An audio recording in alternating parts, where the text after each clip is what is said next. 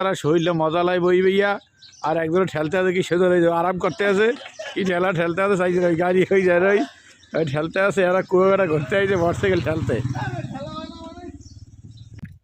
Guys আমি অনেকক্ষণ motorcycle ঠেলছি, হাতে কোনোভাবেই স্টার্ট হতেছে না। সকালবেলা আসছি কুয়াকাটা ঘুরতে, আমাদের সেই সোহেল ভাই একটা মোটরসাইকেল নিয়ে এসে মোটরসাইকেল স্টার্ট না। এখন দেখবেন কিভাবে রেসিং স্টার্ট উড়ায়। রেসিং স্টার্ট আমাদের নীলা এখানে আলামিন ভাই ঠেলতে আছে আর সোহেল সে মোটরসাইকেল চালাইতেছে। অবশেষে স্টার উঠছে, অবশেষে স্টার উঠছে, অনেক দূর চলে গেছে। আলামিন ভাই আবার তোমার অনুভূতি কি? ও আমি আমি আমি আস্তে ফিরি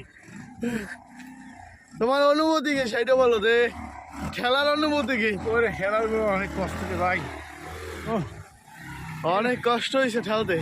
আমি সেটি লেগে সকালবেলা নাস্তা দিছি, বালের নাস্তা খাওয়াইছো তুমি মেয়ে, তুমি মেয়ে এই বয়সা মাল লই আইছো, আবার মেয়ে সকালবেলা মেয়ে নাস্তা খাওয়াইছো।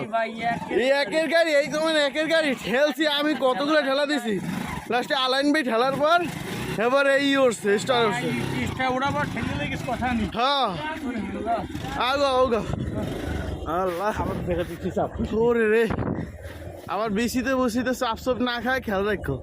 শুনলে কালকে বিসিতে চাপ খাইয়া প্রায় অনেক সময় বলেন সামনে একটু সামনে তো ভোগাই ধুতে পারি না।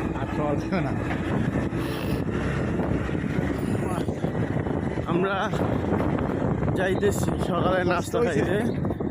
ও আবার ওড়ে ওড়ে আবার তো খেলে কাজ করে না, পিকেপে তো কাজ করে না। এটা আজকে ভিডিওটা আপলোড দিয়ে কিছু জানো, পিকেপ ওড়ার পরে তো পিকেপে কাজ করে না।